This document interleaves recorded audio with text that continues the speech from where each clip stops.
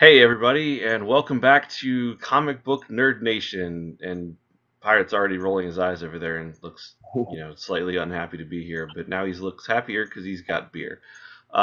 So yeah, you can tell we're a little light on crew today. We got Pirate Hello. and me, Topher, and or maybe I should be like Fox 7 or something. I don't know. I lost count how many foxes we're up to at this point. Fox Um, Fox Topher. Fox Topher. Fox Topher. Also, we are not even a minute into this, and I already fail at switching the camera. So I'm sure the main Fox two, why he's two and not one, I'm not sure, but he didn't even rank himself number one. Um, but he's already probably going to complain that you don't put the camera on you when you record it. So I've already failed at that. So you guys got a lovely view of Pirate as we started up this week. And since we are apparently really bad at it, at this, just the two of us, this will probably not be a super long episode.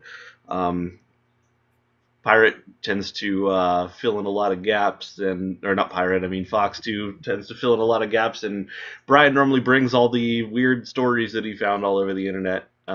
So we'll just have to make do with what we can come up with, which maybe includes talking about Pirate's new love of overlanding, Not love, fascination. fascination with Fascination. overlanding. What the hell is overlanding? So, do you want the short like definition or the long definition? Probably the short one, because when we were trying to like figure out what we were going to talk about this morning, all Pirate goes is, I don't know, I can talk about overlanding. I'm like, what the fuck is overlanding?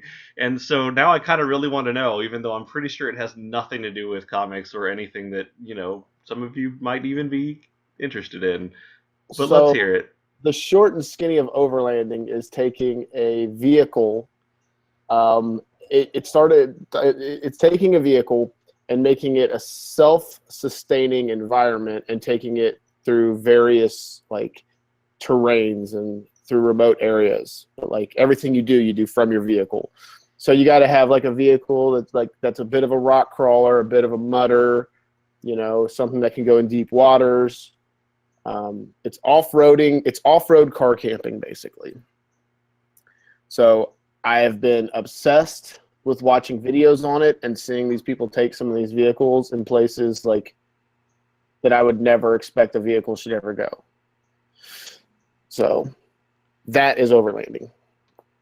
Okay. Yeah. And the videos, I guess, are fairly interesting. Yeah, there's actually a YouTube TV show that a buddy told me about, and he's like, you need to check it out. It's called Expedition Overland. And overlanding's been really big in like Australia and Africa and stuff like that for decades, but it's just now in the past few years gotten big in North America. But these guys took in season one that basically they took two vehicles to Alaska, and then from Alaska they went all the way up the Yukon to the Arctic Circle, and then they went to the Mackenzie Trail, and they was like having to saw trees down, like because it was just blocking the trail. So they ended up running out of gas almost. So they had to turn around and couldn't beat the Mackenzie Trail. Season two, they drove from Montana all the way to the tip, all the way through Central America, and then so all the checkpoints and villages they came across, and then season three, they went back to Mackenzie Trail for 10 days and went through that. And then season four, they're getting ready to leave on right now. So they've been prepping their vehicles. That's a lot of fucking seasons. Yeah, season four, they're prepping their vehicles, and they're getting ready to start in Brazil and then travel to the end of Patagonia. So they're going all the way down to the Cape Horn. Is it as good as like Russian dash cam videos where you can watch people like, crashing at high speeds and flipping? Oh, no. These guys like really do, like they're all cinema. Like the guy who started, he was a videographer, and he he didn't know what he was going to do his next project. So he had this Toyota Tacoma, and he's like, let's just do like some overland and shit. And so they got drones. You can watch shit in 4K. I mean, they have a whole vehicle that's just dedicated now to their film crew, or their like hard drives and footage and camera gear. So it's It's a pretty well thought out production. I mean, it got so big after season 1, Toyota gave them like 2 brand new 4Runners. And then this season they just got a brand new Land Cruiser 200 series, which is like an $85,000 fucking SUV. Jesus. Yeah. So I mean, they got the best of the best, given to them though. But the first season they pretty much did everything, not on a budget, but on a but they did it on a budget, but a very well funded budget. So. But yeah, it's my new obsession. So now I'm going to build me an Overlander and take it through the wild terrains of Ohio, Indiana, and Kentucky. Wow. So in more comic related season renewal news, Gotham and Agents of S.H.I.E.L.D. have both been renewed for more seasons. Did you ever watch Gotham? Yeah, I got all the way. I think it was to the end of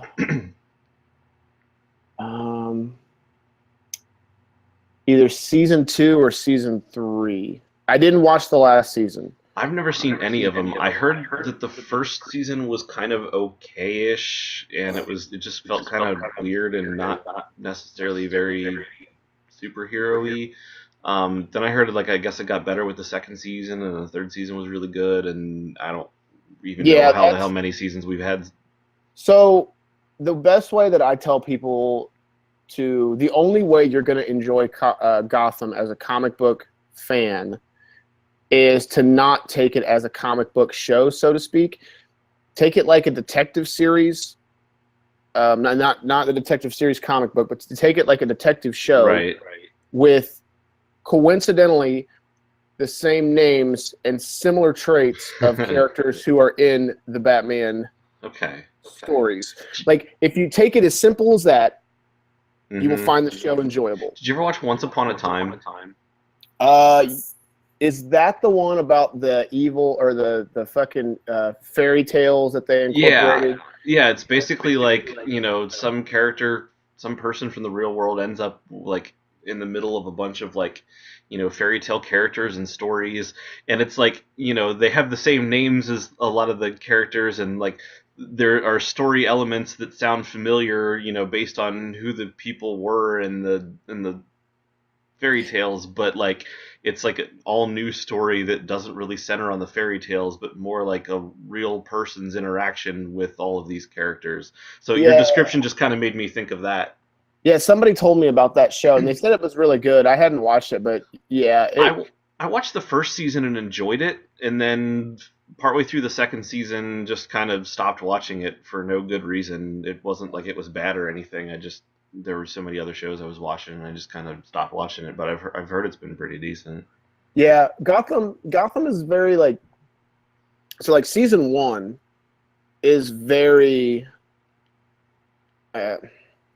Season 1, there's very little to do with comic book interaction. Jim Gordon's in it, and Bruce Wayne's in it, and Alfred's in it, and all these people that are in it, Selena Kyle's in it, but it doesn't really have a lot of the villains are very weak.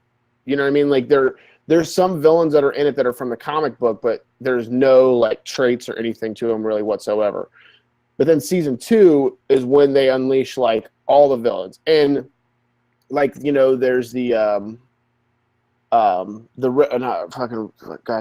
Red Hood, but the Red Hood, the way the story is, and it is very different. He's not one. The Red Hood is the villain, not the person wearing it. Right. So it's basically this bank robbing group, and this is just an example of how the villain sometimes portrayed in some of the weaker episodes, but that still had Batman ties. There's this bank robbers group, and one guy shows up with a red hood because he was told this is all I could find, so he wears the red hood. Well, since he sticks out different than the rest of the guys in the group, they dub him the Red Hood, and he's the leader of the bank robber group. So the actual leader of the bank robber group gets pissed off, at the guy who wore the red hood, and then he kills him, and then he wears the red hood. And then like it happens something else is where like, you know, the red hood becomes the famous one. So like all these guys in the group are wanting to be like the leader and the famous one and the mastermind of the group. So they fucking basically kill each other off for the red hood, you know, and then the cops are after the red hood because they think he's like, so it's a cool twist on it, I thought. Right. But it, you know, it wasn't like the comics. And then later on when the Joker's like kind of like makes his way there, you know, you're like, oh, he's gonna be the Joker, and then shit happens to him, and then they come up with, it's just very like they got the Court of Owls kinda in it, like, so it's very like, you'll find things and you'll try to attach them. Like you'll hear a name and it's Right. you know, and you're You like, figure well, they're trying to tie into something. yeah, but you can't really guess accurately because the timelines don't match up. You know, like there's no way like Bruce Wayne would have to be this old for this to happen, and this guy, you know, like That's you the just thing don't that was wreck your brain around. Just watch the show. Yeah, You know that's what the thing that was kind of confusing me. It's like, how can you have all these characters? You know, like if you're doing young versions of them, okay, but you know, like I get like the Penguin in his early days. Okay, that's kind of cool. You know, but like Red Hood, depending on how they're doing it, you know, I guess that kind of works. But like, you know, Selena Kyle, she'd have to be like a child at this point, right? You know, like she's like a year older than Bruce Wayne. Okay, I mean, I don't really know dick about that show because I haven't really watched it, even though, like, I kind of want to, and I keep meaning to eventually someday. I just haven't gotten to it yet. Yeah. I'm still not caught up on Agents of Shield, which is another one they just said was renewed. I guess it's getting a season 5 next year. I'm somewhere in season 4.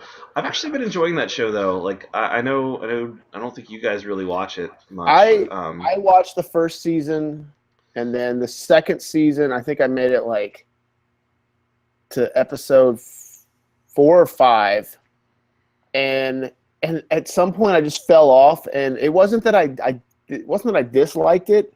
It was that it was one of those shows at the time I was, you know, stayed up on Flash, Arrow. Yeah. I don't think Legends of Tomorrow had been out yet.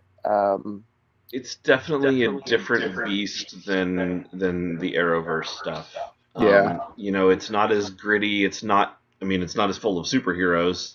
You have more of like I mean, it's a Shield strike team, you know, so like they have some people with abilities here and there, and they've been doing that a lot more lately, actually, focusing on like, you know, people with abilities. They've got, they're kind of big on the whole Inhuman thing right now, which I've been very torn about over the last few years, you know, in general, in comics and in the movies and shows that they're gearing towards, because I mean, me being a huge X-Men fan, you know, the Inhumans is kind of like, you know, how Marvel's trying to almost replace them in a way. Like, you know, they had the Avengers, but the X-Men were kind of always like Marvel's biggest team.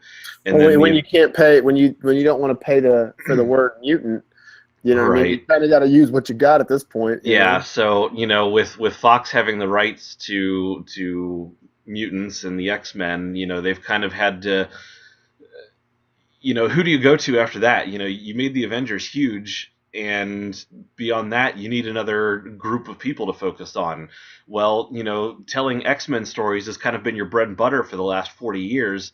So how do you tell a story about a group of people that have been, you know, that discover their powers at some point later in life as a part of who they are and their heritage, rather than getting them through some freak accident, you know, and deal with the facets of them being somewhat a separate race, you know, like, and basically all the storylines that you've ever had for some other major group of comic book, you know, people in Marvel history without using, you know, mutants. And the Inhumans lend themselves really well to that. It sucks that, you know, they're kind of getting the X-Men treatment, and I would love to see this all happening as X-Men stories, but they're doing a pretty decent job with them. And, you know, it from the comics lately, it doesn't look like they're trying to really get rid of them, as I kind of feared for a long time. They've been featured a little more prominently. They've been getting their own books, their own events. They even had an Inhumans versus X-Men thing, there for a while. So I mean, they've been getting their events, and they feature in crossovers. And there's a couple of X-Men and several of the major, other titles too. That deal with Avengers and people they do have rights to. So they're not segregating them the way that it used to seem like they were going to. So that's cool. But yeah, Agents of Shield, is the first episode was awesome, and then like the rest of the first season was like, okay, you really just wanted more. You just wanted to ride the coattails of the movie franchises and see if you could get people to watch a TV show too. Like there wasn't a whole lot of good stuff in there. But I thought they did a good job in the first season that kept me going with Coulson. Coulson was awesome. Coulson's great. I do love Coulson, and you're right. Sorry, I didn't mean to cut you off there. Yeah, they did a lot with Coulson, and I liked that. But yeah, I thought season 2 when it started getting kind of weird. What was her name? Oh, the girl. She was in Spartacus. Not Tracy Lord. What the fuck is her name? Tracy Lord. Isn't that a porn star? Yeah, she was a porn star, and then she became an actor. Fuck, what was that girl's name? Lisa Lord? Anyways, she was the wife of the owner of Spartacus. I got nothing. It's driving me nuts. But anyways, when she was in it, she's like the redhead that was in season 2. Redhead that was in season 2. Yeah, I don't even remember who. Like, what was her character? I don't even remember. She was like one of the mercenaries, Lucy Lawless. Xena. Yeah, Xena. Fuck, that's why. Yeah. So, anyways, yeah, when she was in it, it was like she was one of like the mercenary groups or something that was working with Shield. Yeah. And then like, I think that was that with the Machine?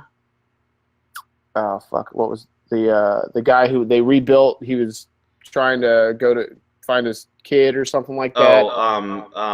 What did they make him into? What character? Yeah, the cyborg dude. Deathclock. Deathclock. Yeah, Deathclock. Death. That's the band. Not Deathclock.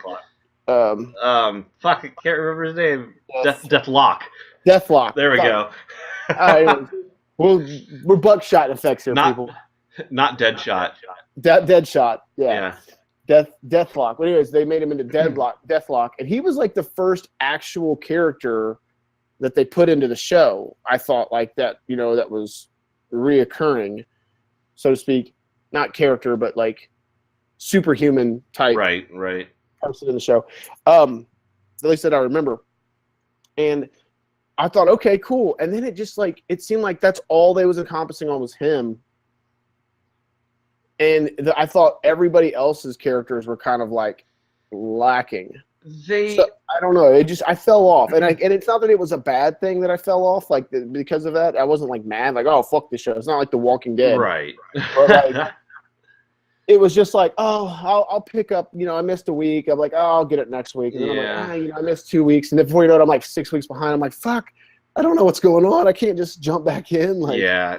I mean, to be fair, if it weren't a Marvel show, I probably would have stopped watching it a long time ago. It's a lot better now, but, it would have lost me in season 2 probably had, if it weren't Marvel. Because season 1 kind of was okay.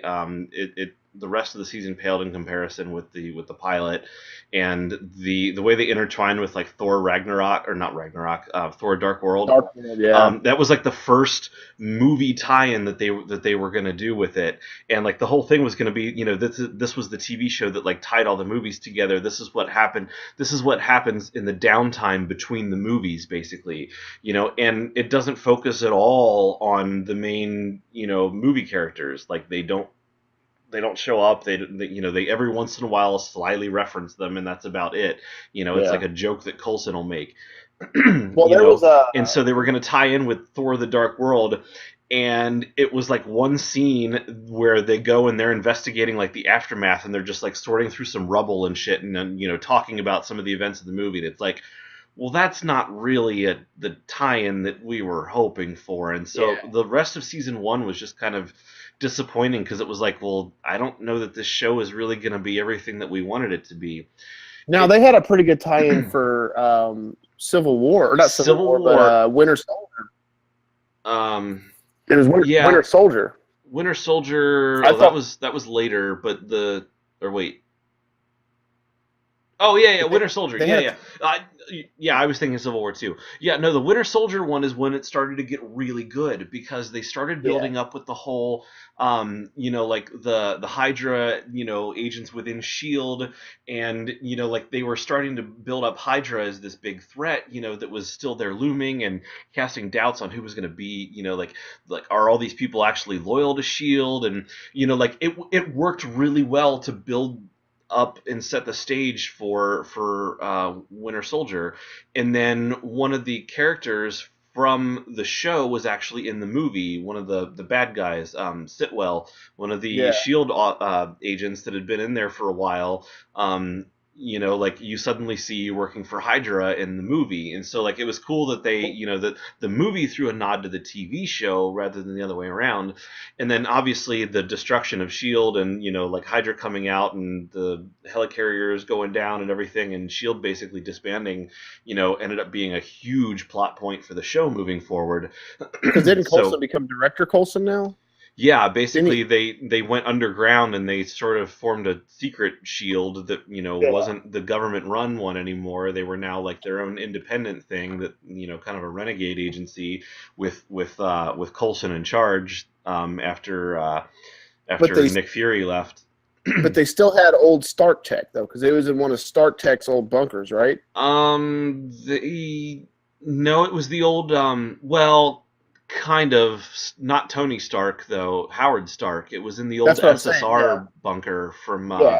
that was supposedly like where Peggy Carter and Captain America and Howard Stark started the SSR after Yeah. World War II. Um, And well, I guess Captain America didn't start it at that point; he was dead.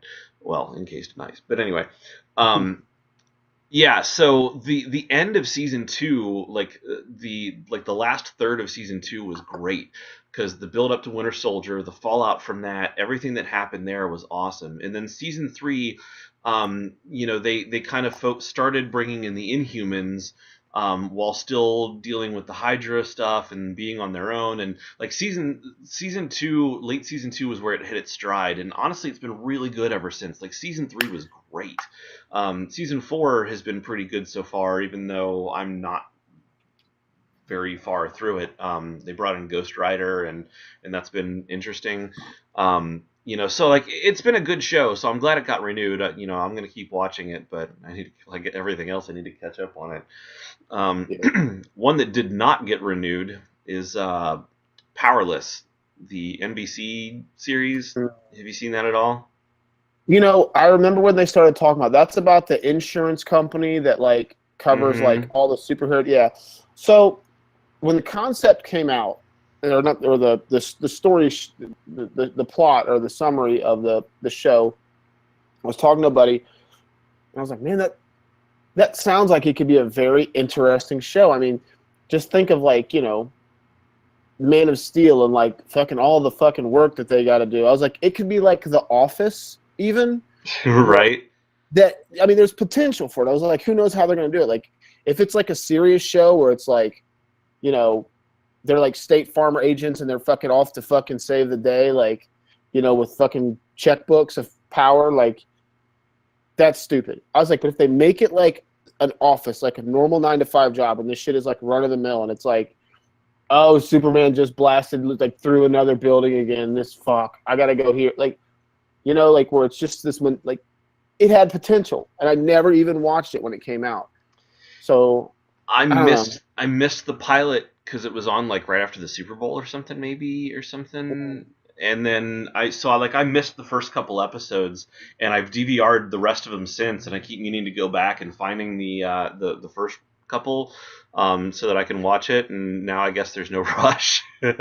um, but no, it is a cool concept. But in the long tradition of Marvel and DC basically stealing shit from the other one, um, the concept existed a while back in the comics. Marvel actually started a comic back in the 80s, I want to say. I don't remember exactly when. I'll look it up here in a minute. But it was a group called Damage Control, and it was basically like it was a company, like a private company, that would go around, that would contract out to cities and whatnot, and would clean up the messes left by superhero fights. And it was kind of a cool concept, and so, like, I guess Marvel's Damage Control actually came first, and then the show, like, as soon as I heard about the show, I'm like, oh my god, it's basically Damage Control except DC's version. I had no idea they even So I had mean, that. yeah, it sounds pretty neat. I just looked it up. 1987 was when Okay. they pitched Damage Control. Oh, and apparently when the writer McDuffie, um, Dwayne McDuffie, pitched the idea to Marvel. I guess he originally described it basically as a sitcom, like an ensemble cast, comedy, set in the Marvel universe, where usual, normal people have a strange job that most people wouldn't understand, and like the day-to-day realities of, like, oh, I gotta clean up this building that they just, that somebody just blasted into rubble, like, people, like normal people complaining about work, but their work is in the Marvel universe cleaning up after, mutant battles and Avengers Somebody's somebody's trashing things. windshield washing fucking like spider webs off the fucking, you know what I mean? Right. Selling The guy who's skyscrapers got like, to fuck climb the you, Spidey. skyscraper. Scrapes the. Web goo off everything. They even mentioned that. I think they even mentioned that in one of the comics, in one of the Spider-Man comic. They even mentioned at some point that he reformulated his web shooters to do the stuff would dissolve in a period of time, like automatically, and because he didn't want to leave like shit hanging all over, like, because otherwise, like, the New York City skyline would just be like draped in and so much, like, It'll look like web the goo. scene from fucking Harry Potter where they go into the cave and there's like spider webs everywhere. This is now New York City. Looked like Galactus just nutted all over Manhattan, basically. Spidey splooge hanging off of everything. Right. So yeah, so I mean, the concept is cool, and I wonder if it was funny, but I never really heard anything about it. I don't know anybody that actually watched it, and I keep meaning to, Yeah. but hadn't gotten around to it yet. So, um, yeah, I guess that's why it got canceled, though, because nobody was actually watching it. It could have been on a bad slot too. I mean, I don't know. I mean, Yeah, there's but so many weekday shows. How do you, especially with that are superhero based? Like, I mean, they're right, fighting for real right. estate now. Like, fuck. But things that probably will do well. They're projecting that the new Spider-Man movie, Spider-Man: Homecoming, is probably going to have a opening day or opening weekend box office run of like 135 million, um, which is pretty damn respectable. It's Yeah. I guess Guardians did like 160 something, so it's not necessarily going to be like, a new record, but I mean, it's for sure going to lead the weekend it comes out, and Oh yeah. yeah, Now, do you think something like this? Like, let's take for example, let's take the history of the Spider-Man franchise film wise, and so you have Tobey Maguire, and then you have Andrew Garfield. I almost said Garfunkel. I don't know why, but Andrew Garfield. So then you have the new guy. I can't think of the new kid's name. uh, yep, mm-hmm. Anyways, the new guy. So like, if you say like, okay, the new Tom Spider-Man, Holland. Tom Holland. There Thank we you. go. No, Tom Holland. That's Loki. Oh, wait. Fuck. Go And on. it, I'll think of it. anyway, so do you think that there's going to be people like, oh, it's another Spider-Man movie? Like, I'll wait to see it. I'm going to wait to see how the weekend does and what the reviews are, just because I've been let down 2 times before. Like, Yeah. actually, 5 times really, if you consider all of them.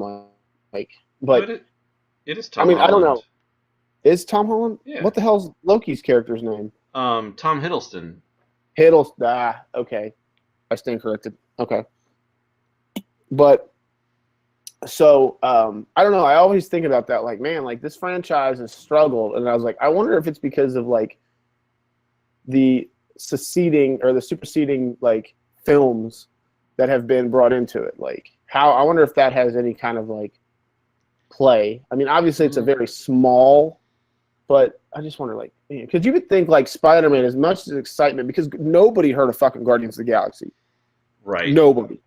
Like, I mean, even if they did, You it was a different Guardians of the Galaxy. you Like, got a lot more creative freedom with Guardians of the Galaxy because you can kind of write whatever story you want to using those characters, and nobody's going to be like, that's not how I remember it, because most people haven't fucking seen it before. right. You're a little more limited with Spider-Man, but um, by the same token, a really good comparison would be Batman. You have these two characters, the most popular Marvel and the most popular DC character, who had a tragedy in their childhood, and because of that made them the superhero that they are, and they now go around fighting crime in their city, trying to reclaim it for the good guys. Like, obviously tonally they're a lot different. One is more dark, and the other one's a lot more jokey and wisecracking. But you have a really similar kind of setup where you don't need a whole team of heroes to do their movies. And they've tried their movies several times in the past, and yet you still had the Christopher Nolan Batman series that was really good, despite the fact that you had Michael Keaton, and you had George Clooney come before, and you had all these other Batman incarnations. How many times can you tell his origin story before people get tired of it? And apparently we haven't seen that point yet. But The number the six same one. thing with, like, with great power comes with great responsibility kind of thing. It's like they, watching Uncle Ben die. Like, we have to watch Uncle Ben die almost as much as we have to watch Thomas and Martha Wayne get murdered. Like, it's just, Which we didn't have to in this one, which we was didn't. And but to your point, like, maybe what came before is very limiting to what people feel they can do with a character now, because people expect certain things, and at the same time people don't want to see things they've already seen.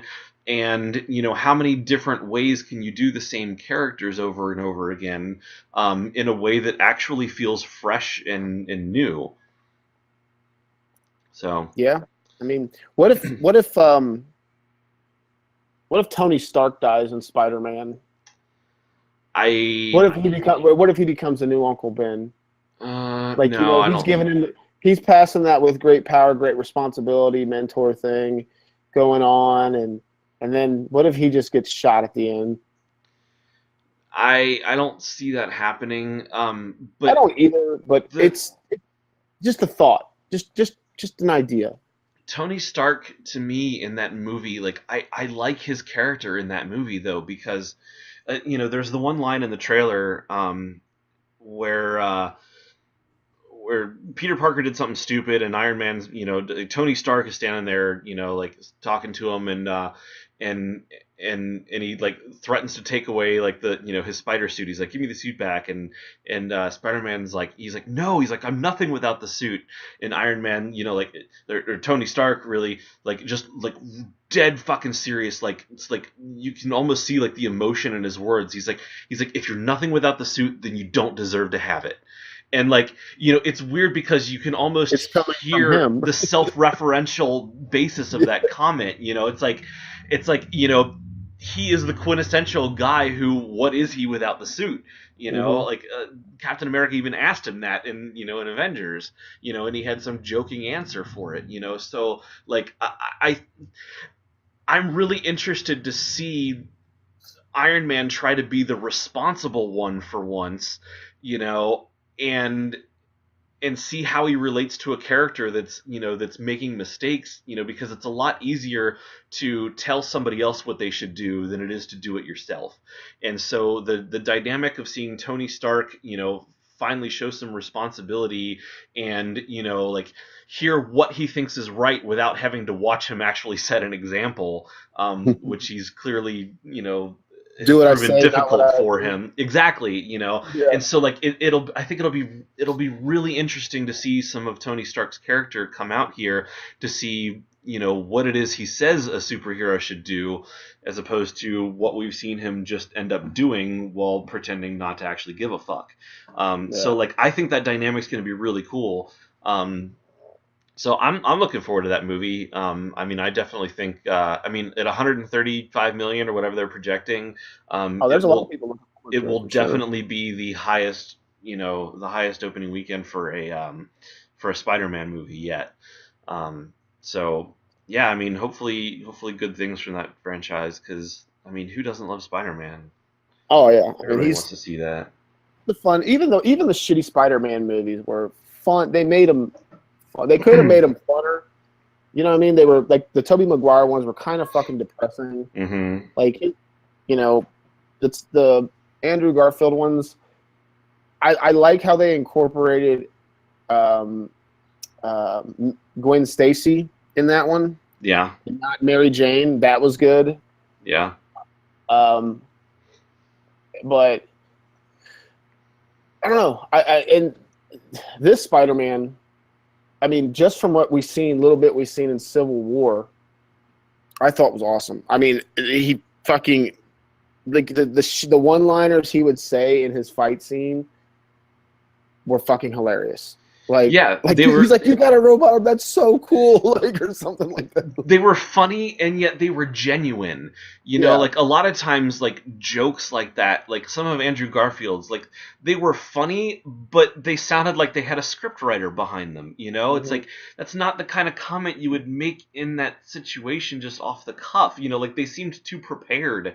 Yeah. Like and just too one right after the other. It's like I wasn't looking for a Spider-Man monologue, like a late show monologue kind of thing. Like I want like banter. Like I want a back and forth. I want like context sensitive in the moment kind of quips. And this Spider-Man seems to be able to deliver those a lot more fluidly than some of them have. Like it felt more natural. The things he would say, like it wasn't, like it was stuff that he thought was funny, and luckily the audience thinks is funny too. It wasn't just like stuff he was saying purposely trying to get a reaction. Like he was genuinely amused by the situation, and Spider-Man having fun is kind of a necessary attribute for that character. So yeah, I mean, I've got pretty high hopes for it.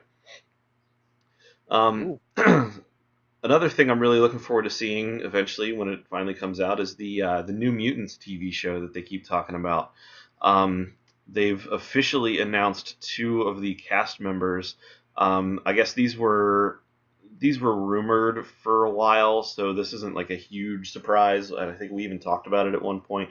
But Maisie Williams, who plays not Anya, Oh, Arya Arya. Stark on Game of Thrones, will be Rain Sinclair, Wolfsbane, and let's see here, Anya Taylor Joy, who is the star of something called The Witch, which I'm not really familiar with, has been cast as Ilyana Rasputin Magic. Um, and there's a couple pictures that they released of some like costume concepts, and I mean they look pretty much like the old the old comic costumes, like the original like black and yellow suit kind of thing. So I think it's going to be. I'm kind of excited for this. I guess they did say that Wow, there's like a fucking rainbow color show going over me right now. I know. I Um, was looking at that, like, what the hell? so, so my living room is not like super well lit in the other direction. Like there's reading light lamps and stuff behind me, like next to the couch. But like across the room, I don't have any lights over there because that's where my TV is, and who wants to stare into a light while you're watching TV? So when I record, I tend to turn the TV on to have like kind of light shining on me so that I'm not like shrouded in darkness back here. And I guess it was some like fucking 80s movie or something that was playing on TV, and like the credits just came up, and like the background screen just kept changing between like bright neon pink, bright neon green, bright neon blue, bright like every other second, and I'm like, well, that's doing wonders for my visual presentation here. I'm looking all I fucking thought your like girlfriend was doing some type of rave light show going on or right. I got a something. disco going on over here. Anyway, so yeah, so the costumes, the couple costume concepts I saw looked pretty neat. I guess they did confirm that James McAvoy will not be in that series. There was originally rumored, I guess, that Professor X was going to play a part in the show, but I guess that's not the case. So I don't know when this is supposed to come out, but I mean, they've been talking about that show for like 2 years now. yeah, but I mean, they've actually done real castings now. I mean, it was in a concept phase, and I don't know. I don't. You probably. I don't think you really do a whole lot of New Mutant stuff. So I don't know if No, this I is mean, something that interests you. I read when they was first talking about the show. Actually, before they was bringing them um into Shield, Marvel Now came out with like an Inhumans run. Mm-hmm. And I remember reading a couple episodes of it, and it was pretty good from what I remember. I don't remember disliking it, but it just ended up falling off my to read list, like for Yeah. whatever reason. Like I think something else came out, and it kind of I think it was right around the time Batman Eternal and Future's End came out, and it was like they was starting all these crazy weekly fucking runs.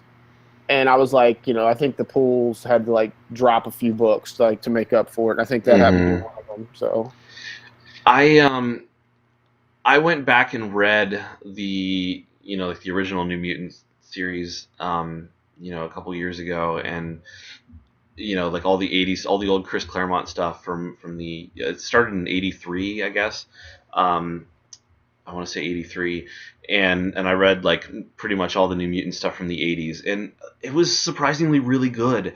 It was it was all new characters um for the most part, um and it was a new team, and it was kind of bringing the X-Men back to their roots, because X-Men started off as a school, and like the original Stan Lee stories about them training and learning how to be superheroes and all this stuff, like at this point the X-Men are all we're all adults and grown ass people, and had grown up issues to worry about, and like the comics had gotten a lot more serious and stuff, and they felt they had kind of gotten away from the original premise of the X-Men, which was to be a school for taking in and teaching new generations of mutants how to use their powers. And so this was the first class of new, the first big class of all new students. I just um, realized we're not talking. I brought up Inhumans, not New Mutants. Oh, okay. I I'm just like, I'm realized not that, like, sure. Like, I don't really even yeah, follow what you're talking no, about. yeah, New Mutants. No, the only New Mutants I read was like what issue 98, like Oh yeah, first, the first Deadpool, yeah, Domino, like that's it. So, sort of first Domino. They've well, so it was retconned later on that the Domino that appeared in that issue was actually another character named Copycat, who could mm, basically shapeshift and take the. So it was the first time we were introduced to the concept of a character named Domino existing and what she was like, but technically Domino okay, wasn't actually in that issue. So that's kind of okay, weird. Like, is that really her debut or not? I um, gotcha. anyway, but I'm just being nitpicky there. Anyway, so yeah, like it was a really good series though. It's the first group of new mutants that Charles Xavier tries to take under his wing as as a whole class. and so they are very much, I mean, they're children basically. They're teenagers, but they're very young and innocent, and they don't really, like, they've dealt with some of, like, high school and parent drama kind of, like, I'm a mutant coming out to your parents kind of thing. People finding out who you are, and dealing with some discrimination on that. Um, but they don't really, they don't necessarily have the adult perspective on it yet. They're not used to it yet. They're not, um, they haven't seen the violence in the world, because of it, and so it's kind of cool seeing people who are, like, young at heart, trying on their powers for the first time, and trying to, like, seeing the more adult characters interact with them, and realize, like, that they don't really know what they're getting themselves into, because the world isn't all fun and games, and yay, we have superpowers. Like, there's a lot more to it, and it's complicated, and watching them struggle to come to grasp with that, it was kind of really neat. And my favorite character in that whole series was Magic. She technically was not an original character for New Mutants. She's Colossus's little sister, but she had appeared in a few of the X-Men comics. But she was really young. She was, like, maybe, I don't know, 6 or 7 years old or something like that. And then she got pulled into, like, in one of the X-Men comics, she got pulled into the realm of Limbo by a demon named Belasco, and time passes differently there. And so, like, while the X-Men, like, only lost grip of her for a second, like, and before they, finally got back in and pulled her out of this portal, like, inside this Limbo realm, like, 10 years had passed. So when they pull her back out, she's like a freaking, 17-year-old teenager, and they're like, wait, what?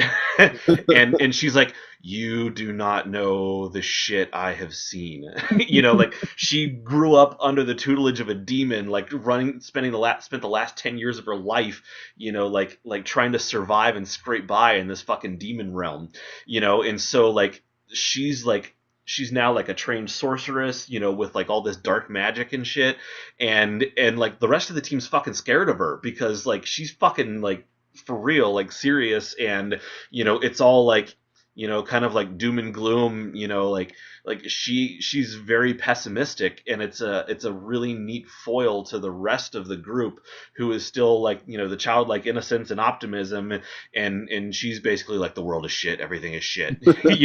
And like, I loved that character, and I love that dynamic, like, because there's, like, a real darkness in her, and it's a struggle for her to overcome that, and to live in this real world and hang around with these kids, basically, who are her own age but haven't seen the shit that she's seen. Yeah. And like, come into grips with that. And so in the comics, she actually makes fast friends then with Kitty Pryde, because Kitty has been around a little bit more, and went on adventures with the X-Men, and has a slightly more adult perspective on it. And so the two of them become great friends, and it's almost like, I mean, they're all a team, but oftentimes Magic feels like the outsider on the team, and they wonder if they can trust her, because, like, she's just so different from them at this point. And, like, to me, that dynamic between those characters was one of my favorite things about this comic. So I'm looking forward to seeing what they do with that, and hopefully there's a lot of the inter-character moments. Hell yeah, that sounds interesting. I'll have to check this out. Yeah, so I don't know when that's finally supposed to actually come out, but hopefully it's. Oh, here we go. Scheduled for an April 13th, 2018 release. So we got another year to go. Next fall. That's gonna be a Fox. Or next spring, I mean. Yeah, Fox. So I don't know. Well, I don't know what it might be on FX.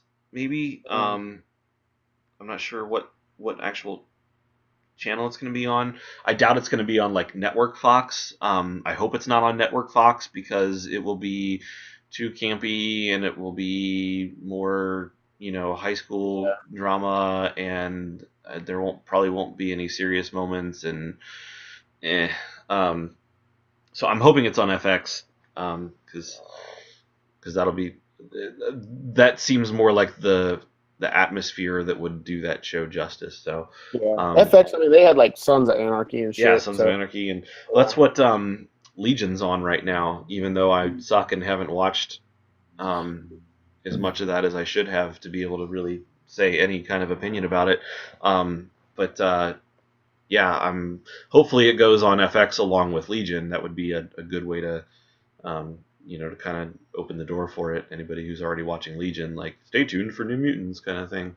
Yeah. Um, another one I'm not fucking caught up on is the Marvel Netflix shows. All the I've seen everything but Iron Fist now. I still haven't seen Iron Fist. Now I've heard because the Defenders trailer just came out recently, a couple weeks ago, and um, I know you haven't seen it. I didn't really watch it. I kind of I watched it a little bit, but I was trying not to pay super close attention to it because since I haven't seen Iron Fist yet, I wanted to make sure there wasn't anything in the Defenders trailer that was gonna spoil a big part of the outcome of Iron Fist. But I do know that like the villain in it is Sigourney Weaver plays the main villain, so that could be pretty cool. But there's some discussion as to what character she might actually be. It looks like they're gonna go with the Hand is gonna play a big part, and possibly like Elektra coming back maybe. So it's not quite clear um, who Sigourney Weaver's character actually is because they never call her by name and she's not wearing like a costume or anything. So there's some discussion about a couple potential people she might be, but none of them are super like like, oh yeah, like I could name the couple I've heard and probably nobody's heard of them. I wasn't even sure who the one was because I'm not really super up to date on the history of the Hand. But one of the reasons I haven't really watched Iron Fist yet is because I've heard a lot of mixed reviews. Most people that I've heard that have watched it basically said if it were like 4 episodes, it would have been great. But they took like 4 episodes worth of content and stretched it out over 10 or 12 or however the hell many there are. And also there was a lot of, you know, I don't know. I guess there were a lot of comments that the main character makes, like things he says, just like they don't come off very well, and I don't know. I guess I heard a lot of criticism about it, and that it wasn't bad, but that it was just kind of okay, and it was not really that great. But I guess Pirate, you saw it, and you I liked it. I liked it. I thought that, and again, I'm not big on Marvel comics, so it could be me just being naive to the character and the story and everything. Like I don't when it know. comes I don't when know it comes to hardly shit about Marvel, that character. like if it's Punisher, we can talk all day. Right. You know what I mean? But like if it's anybody else, I kind of have to like only go with the little bit that I know and stand corrected when someone says, "Oh, you're wrong." Like, hey, you're probably right. If you've read Right. 5 Iron Fist books, you've read 4 more than me. Mm-hmm. Like so. But I liked it. I thought it does go into a lot more detail on the Hand, and as you know in the other shows, maybe not Jessica Jones and Luke Cage, but definitely But Daredevil. season 2 especially, yeah. Yeah, it had a lot to do with the Hand. Um, this one definitely goes into more backstory of the Hand. Like he does some investigation about the Hand and like how much they've impacted his life. And it kind of felt like it really felt like an Oliver Queen story. You know what I mean? Like, I've heard that comparison too. yeah, and which I'm fine with. Like that's fine. Like I said, Marvel and DC, they got their similarities, whatever. Um, it the things that happen with his perception of the Hand, like in the story, like, I mean, obviously, plane crashes, his parents are killed. He's in a fucking interdimensional, like every 15 years, this like Shaolin monk monastery appears, and then it disappears. And when his plane crashes, it just so happens to be at the point of when this Mm-hmm. monastery is there. He's rescued by these monks. It disappears. Like the monastery doesn't exist anymore. And then 15, while he's gone, he's training in, was it Luke Camp or whatever? Or no, um, Comlay. I can't remember. Fucking, yeah. I'm butchering up fucking the name probably. But anyway, so while he's there, he's taught and schooled in their art of fighting style. And obviously, like, there's an Iron Fist who is the guardian of that I place. keep wanting to say Kung Lao, but that was a character in Mortal Kombat Yeah, too. that's what kept throwing me off. Um, but so like Chun Li? No, no, that's not it either. Chun Li, Liu Kang. Liu Kang. So There we go. basically, he gets to be like he excels and becomes the best of the best of his class, and then he goes on his thing to fucking fight the dragon, and he fights the dragon. Never shows the dragon, just shows the cave, and he gets the tattoo, and then he decides that he doesn't want to be he doesn't want to be the defender of Kung Lao or whatever the fucking, I think it's Kung Lao, or he doesn't want to be the defender of it, and he goes back to his parents' corporation, and Kunlun. Kunlun. Oh yeah, there we go. I had to So look it up. I couldn't fucking remember it. I was close, but anyways, so it has the Oliver Queen story. He comes back from the dead essentially. He's very naive to the world because he was 10 years old when or whatever when he left. So he still has this mentality of a child. And then he meets this chick. They teach him more about him being the Iron Fist. Like I guess like this one guy who like has this camp who trains kids in martial arts, and the whole thing is like he's like, I'm the Iron Fist, sworn enemy of the hand. Like that's Hmm. like he his point one from the get. Like that's his shtick. Like that's what he Interesting. says. No, So Stick's a different character. well, yeah, okay, stick. Yeah, that's Daredevil. But anyway, that's his shtick. Shtick. But that's how he introduces himself. I'm the Iron Fist, defense sworn enemy of the hand. And everybody's like, "Cool, nice to meet you. I'm John." Like, you know what I mean? Like, it's so Nice. it's very like Yeah. it's weird. But then there's some like revelations that he has about the hand, and it fucks him all up.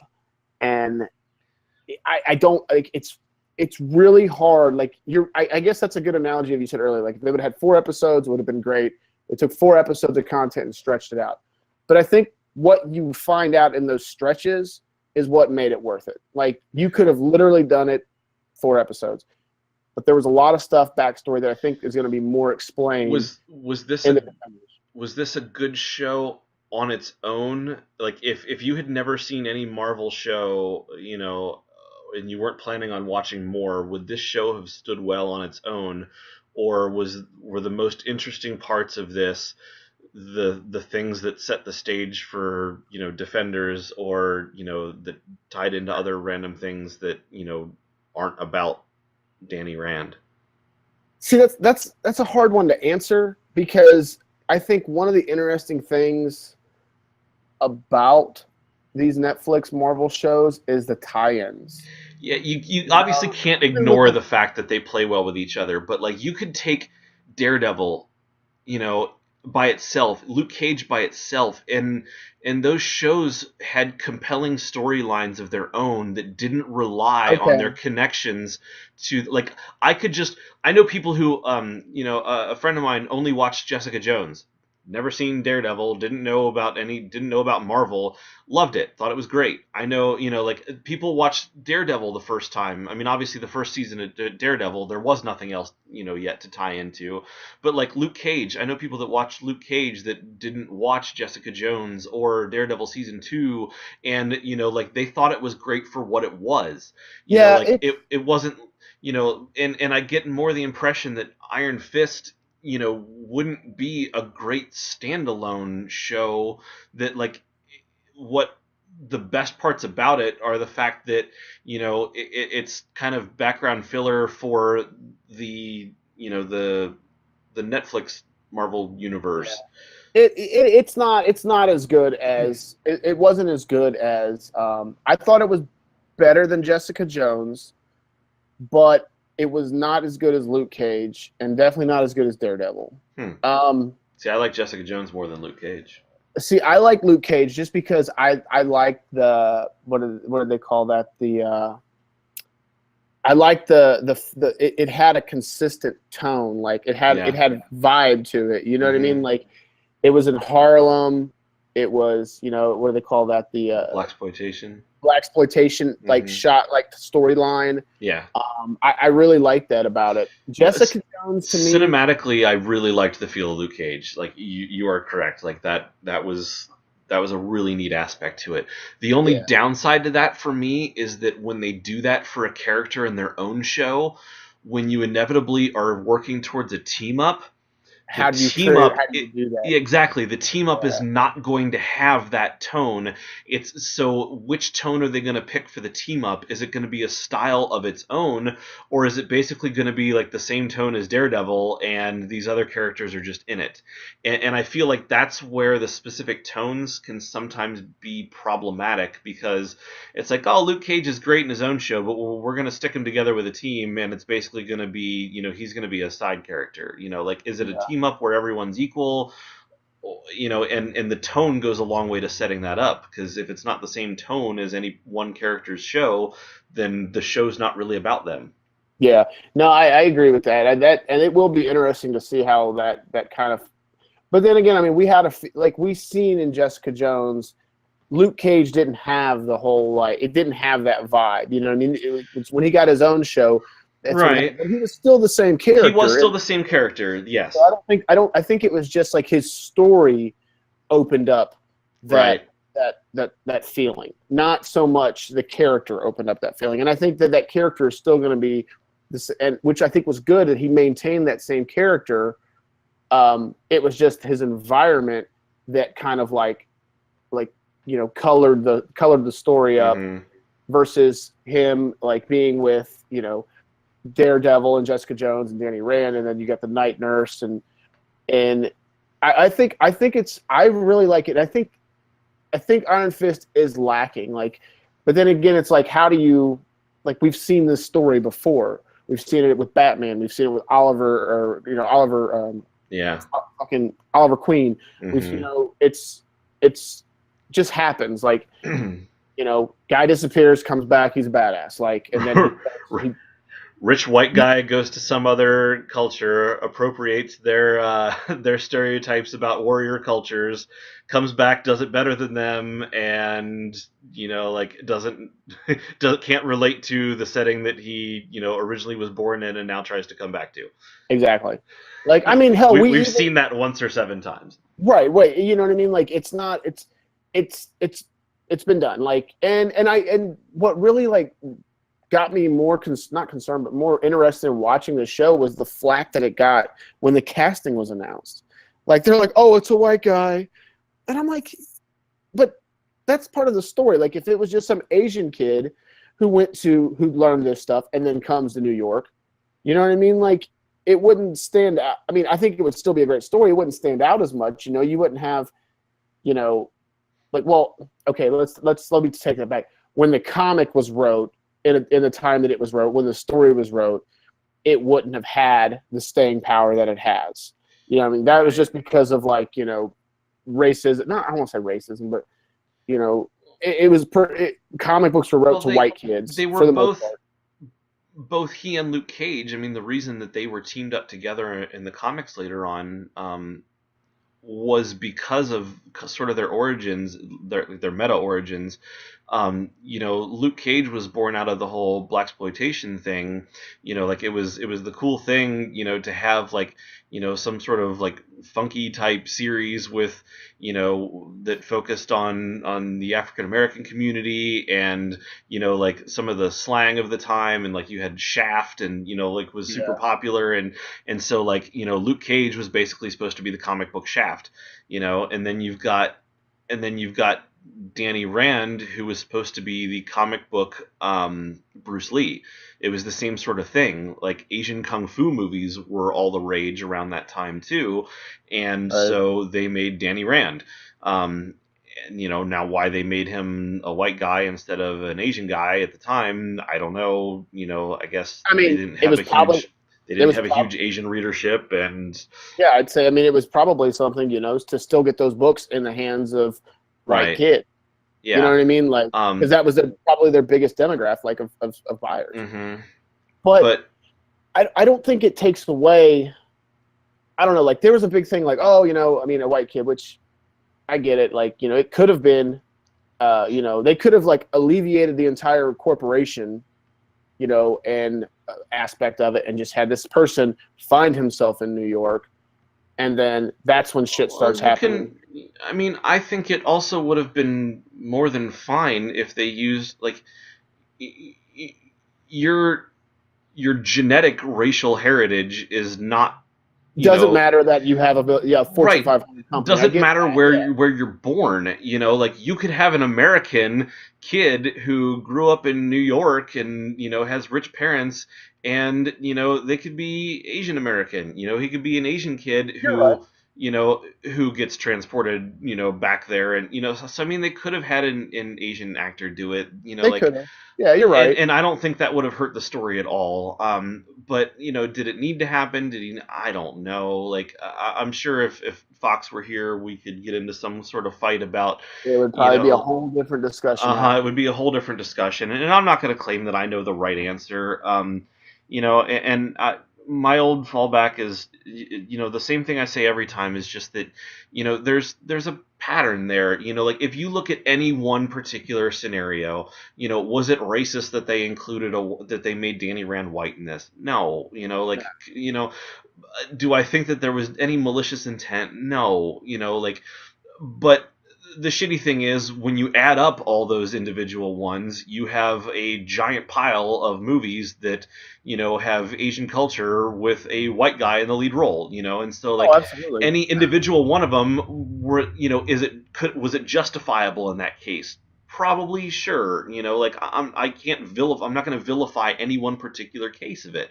No. But when you add up the sum of those, it's clear that at some point maybe an effort should be made to try and be more inclusive and not have this giant pile of white guys as the end result. Yeah. You No, know, I and agree. I think, but part of me to kind of just to play devil's advocate, which really I don't want to say devil's advocate because that's even a strong kind of spectrum push. But like, you know, I kind of think sometimes when I see things like this, and this is just me giving the people who are creating this content the benefit of the doubt.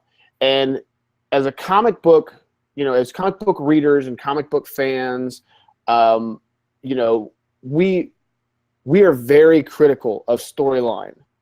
So it's like, how many times have we just heard just because of like how we talked about Spider-Man, the way he says something, doesn't really feel like Peter Parker. But how many times have we been so like critical on these minute details that don't really mean much?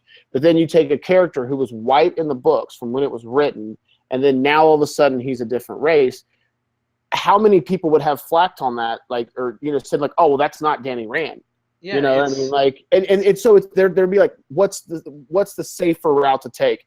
Stick with the content that's already been wrote and go on with it.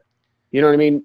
And there's now, if there's they would have no took good Luke Cage and solution. made him black or made him white, you know what I mean? Like, people have been up in arms. I would have been up in arms. I'm like, dude, now that would have been Right. blatant racism right there. You know what I mean? Like, Yeah. Yeah, and this isn't blatant racism. You're right. yeah, Like it's there is such a thing called institutional racism, and it's basically there is. when it's not anybody consciously trying to be racist, and it's not anybody saying, it's just when you look at the sum of history and where we're at, there is an imbalance, and there's no good. I mean, it wouldn't still be a problem if there was an easy way to fix it. Like you can't just Oh, you I can't agree. just offset it by making Danny Rand Asian in Netflix's Iron Fist. That's there's no easy button here. No matter what you do, it's going to somebody's not going to like it. Like you can't pick everybody for every role. Someone is always going to get shortchanged, and Right. there's always a narrative that you could spin out of that, for good or for evil, about why that choice was made and who it negatively or positively impacts. And, and so there's a trade-off. Again, in any one particular situation, should they have cast a white guy for this? Well, he was white in the comics, and I'm sure there would be people who would be upset not for racist reasons, but simply because the character they know and love is suddenly different in this series. Why? Right. Why make a change when like, I don't understand why you changed the thing that I love. And at the same token, there's a lot of people who could at the same time say, does it really harm the story any? Like, this was an easy softball that we kind of lobbed up for you. Like, you could have easily made this kid Asian American and like done something to offset the problem of Asian actors in films, getting the slight in a lot of cases.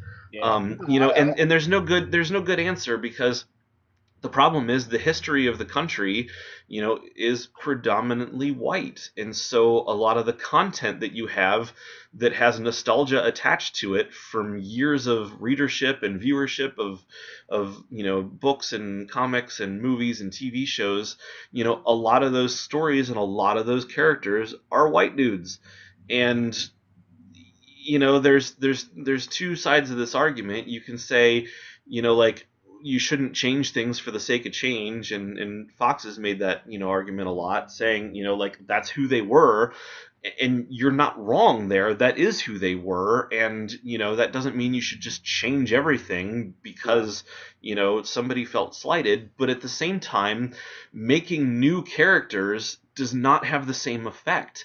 Like, like, you could create all the black and Asian and female characters in the world, that are all new characters, and eventually they will probably be decent characters, and they'll have the history behind them and everything. But let's be honest, it's going to be a long, long, long ass time before any new character is going to have the pull that a Batman or a Superman does. Oh, you're absolutely It's right. just, it's Yeah. not going to happen. Yeah. And so, like, saying like, we'll just make a new character for them is sort of a slight in its own, because you're basically saying they can't have old things, that they can't have a foundation, like, they have to start from scratch, and that's Right. kind of the definition of Just, privilege. just you give know them a C character. Just give them a C lister. You know what I yeah, mean? And then let it work exactly. its way up. Yeah. No, I get what you're Exactly. saying. And I mean, that's kind of the definition of privilege in overcoming. Like, that's why there's things like affirmative action and things like that, because like, you're not starting on an equal footing. You can try and start new now, and sure, even if you say there's no personal racism, and everybody's starting off on an equal footing right now, you still have years and years and years of history that the Supermans and Batmans of the world have had time to build a following, and you can create something new, but it is not going to be on an equal footing with stuff that's been around for decades. Yeah. And so, like, is there a way to offset that? I don't know. It's fucking complicated. There's obviously Well, no good solution, I or it would have mean, been solved by now. there's easy. I mean, you can take guys like Iron Fist. You know what I mean? And you could all of a sudden, change it into an Asian American, character, and it would be fine. You know what I mean? Like, and you could do. I mean, there's plenty of characters you can do that to. Um, but at the same time, it's like, are you really setting that character up for success by doing that? Because the moment that they start seeing complaints about that character, then it goes right back to being what it was before. You know what I Yeah. mean? Like, or it has the potential to that. Like, you want to do it, you want to set the character up, like, to where it's successful. You know what I Right. mean? You don't want to do it to where it's already going into it. It's controversial. It's going to be hated on. It's, you have to do it in a smart way where it's going to be received all the way around. to your You know what I point, mean? in a way, it's almost better that they didn't use an Asian actor here because with it being one of the least regarded Marvel Netflix series, there would have been a lot of Yeah. discussion about like, oh, see, they changed the character and made him Asian, and like it was shitty, Right. and then the next time an Asian character ever gets a role, and it's just, and something like this is pretty much never, so Right. to your point. There's always landmines in that area because if something does or doesn't do well, how do you separate that outcome from how much of it was due to the possible changes you made and how much of it was due to just the fact that it sucked. Right. um And I think strong arming a company to make a change like that in and of itself is wrong because there's so many ways that they can. I mean, there's so many ways that it is gonna fail. If you strong arm a company into doing something like that, it's gonna fail. Then they'll have mhm, statistics on not to do it again. yeah, You know what I mean? Or to fight being strong armed again. well, So a really go ahead. no, I was just gonna write off that and just say, so it doesn't really help the character in and of itself doing that. A really good example of that is female-led superhero movies. So for a long time now, I mean, there hasn't been. I mean, think how many fucking superhero movies we've had in the last couple decades, and how many of them were female characters as the title role. Does barbed wire count? No, it doesn't matter what the question is or what the category is. Barbed wire does not count. Um, so um, if you look at you had Wonder Woman TV series way back in the 70s with Yeah. Linda Carter, and and it did okay, but when they started to do comic book movies, um, Hollywood used the success or lack thereof of things like Catwoman and Elektra to say, see, this is why you don't put women in comic book movies, because they do shitty. And it's like, well, did they do shitty because the actress sucked or because nobody likes the character, or did they suck because the story was just fucking god awful? I'm gonna Like, say C on that one. yeah, like Catwoman and Elektra are just they're just bad movies, Yeah. But Hollywood executives point to that and go, "See, look, we tried this. We did Catwoman and we did Elektra, and look what happened. We're not Right. going to do that again." And so you go like another 10 years before they even consider it. And now obviously Wonder Woman and Captain Marvel are poised to have some, I think, some great movies. I think Wonder Um, Woman's going to turn out really well. I think they're going to. I yeah, think that's going to be a and really. and hopefully that changes the conversation on on whether a female led superhero movie can do well. Because exactly what you said, if you have some sort of if you give a minority led film a chance and it flops, then what do you attribute that to? Is it because people don't want to pay to go see a movie that doesn't star a white guy, or is it because you just wrote a shitty movie and gave them a shitty part and because you were handing them crumbs? you Yeah. know um and there's probably it's maybe not one or the other. There's probably some middle ground there too. But at the same time, I mean, I went and saw Guardians, the Guardians of the Galaxy 2 the other day, and we're actually running short on time. We ended up talking a whole lot longer than I thought we would. So I won't get into Guardians. Suffice it to say that I really liked it. It was really good, and you should go see it. We'll talk about it more in depth in a future week once there's more of us here that have seen it. But beforehand, they showed the trailer for Wonder Woman. Again, I've now seen that trailer several times. But I saw it, and it still looks really good to me. I have one worry about it, and that's that Chris Pine has more speaking lines in the trailer than Wonder Woman does. And Really? I know that excuse me, I know that DC loves their strong and silent type superheroes and their grim, dark, and brooding. Even with Superman, who normally isn't that way. Yeah. Um, and so I hope that she's still the star of her own film, but there is still a slight worry in my head that the writing, that Chris Pine's character as the as Steve Trevor, could possibly end up being like more of the star of the movie than the title character, which I think would be a shame and a disservice to the Now, character and to a lot of now things. But I agree with that. I agree that that would be horrible. But I also agree that if you take a movie with a co-star like that and you go looking for it, you go looking for that oh, it feels like Chris Pine and this is more his movie. You know what I mean? Like if you go into a movie with that mindset already or that concern, I feel like you're gonna find it. You know what I mean? Like I don't want to find it. I mean, but this was like a 3-minute trailer, and I mean it's very clear that she had more screen time. They obviously showed her more, but in terms of speaking lines, he definitely did way more of the talking than anybody else in that trailer. yeah. So I hope that they're saving her lines for the movie, and that's not indicative of the entire script. But I just it's just a worry. I'm not saying that it's going to happen or that it's going to be bad or that it's something I think we should all watch out for. I thought of it the first time I saw the trailer, and a friend of mine who just saw Guardians yesterday texted me this morning, and he's like, so I saw Guardians. It was really good, but let's talk about the Wonder Woman trailer. He's like, I'm pretty sure Chris Pine had more speaking lines than Wonder Woman did. And I'm like, dude, that was the exact fucking same thing I said. And I'm pretty sure I've said it on here before too.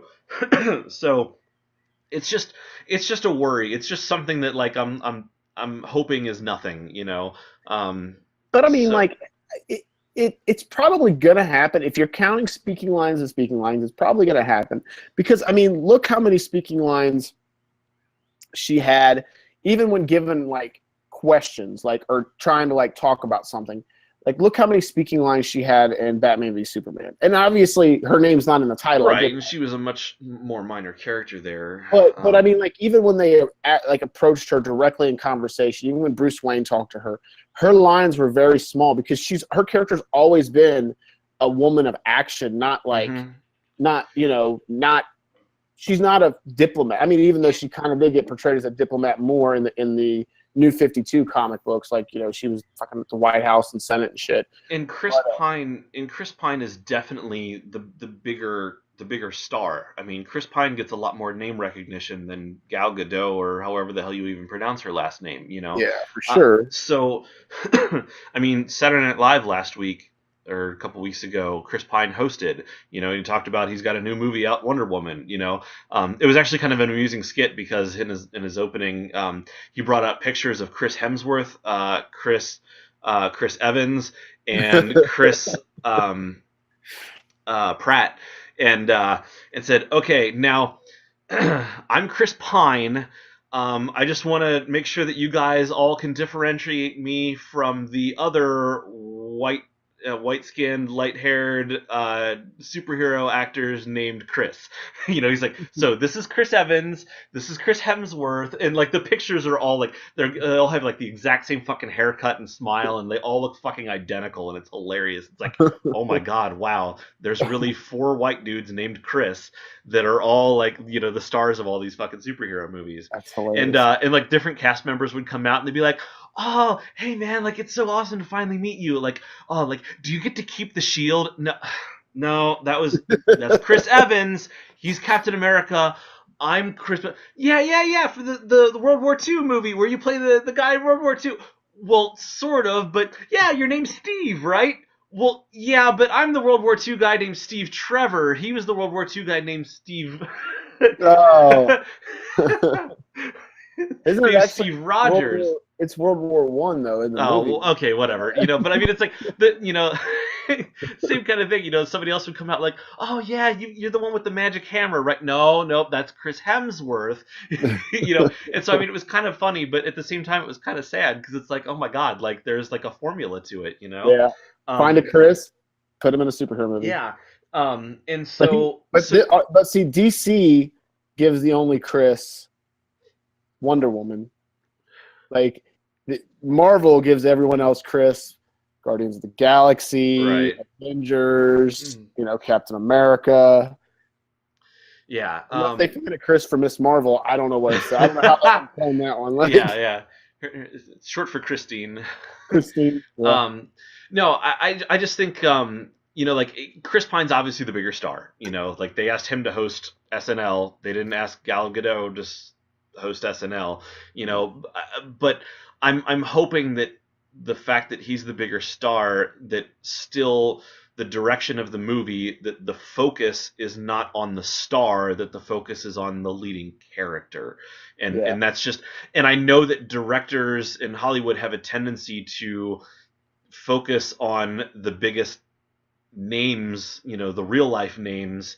Now this movie is directed by a woman, It is. so they can't. If it is done as Chris Pine, it would be like because I mean he is probably the biggest actor, or it could be that this character is wrote to have more outspoken interactions versus the fight scenes like Diana does, like in the comic books. Like again, Hmm. she's not Yeah, of yeah. many words. You know what I mean? So I'm not really that concerned about it because I think the person, the woman directing it, I think she would make it as a staple. Like this is Wonder Woman. Like Right. it needs to be a woman focused movie. Like Yeah, you're right. And maybe the trailer just, has Chris Pine in it a lot because you're going to get recognition, and they've been showing this preview before like every fucking movie in the world. yeah. So I mean, it really does kind of have universal appeal at this point. My girlfriend and I went to see Beauty and the Beast, and they showed the Wonder Woman trailer before it because I mean, there's probably a lot of females in the audience that love Beauty and the Beast, and like, oh shit, a Wonder Woman movie. Fuck, I'll go see that. Yeah.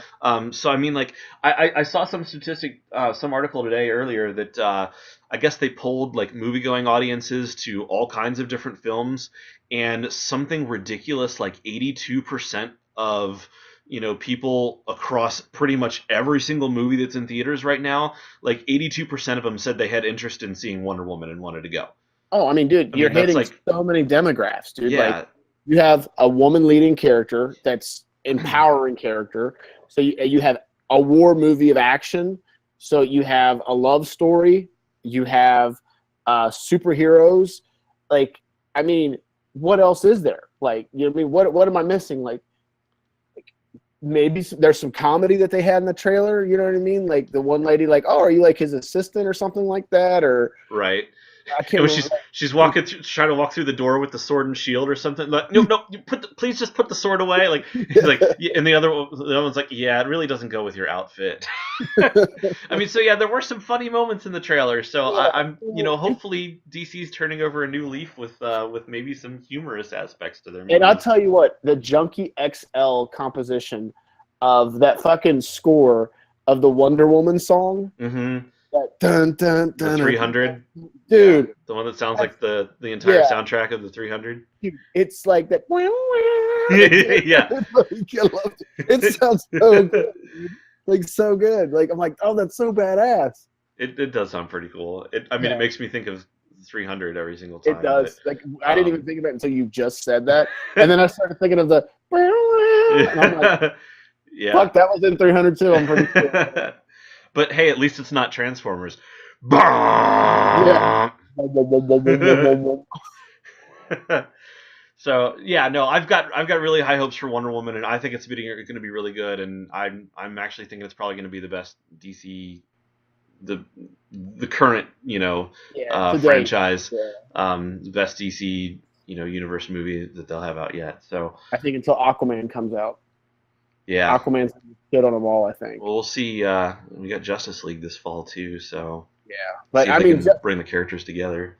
the problem that I have with part movies is it's only half of it, or a part of it. Yeah, yeah. So it's like if you leave me at a fucking like crazy hard cliffhanger and have to make me wait 2 years for another fucking movie, I swear to God, I'll burn the fucking theater down. No, I Yeah. won't. Well, But you got to give time. You got to give time for Superman to come back because you can't have Justice League without Superman in the end. I mean, do we know he's not coming back in this I one? mean, we don't, but they don't show him at all in the previews. So if he does come back, it's not till like later in the movie probably. But we'll have to see. So we got Spider-Man, we got Wonder Woman coming up. They both look to be poised to do really super well and be great, and so lot to look forward to. Yeah, it's gonna be a good summer. Yep. Well, that's it for today. Thanks for watching. I'm Topher. He's Pirate. Yep. And we'll see you next time.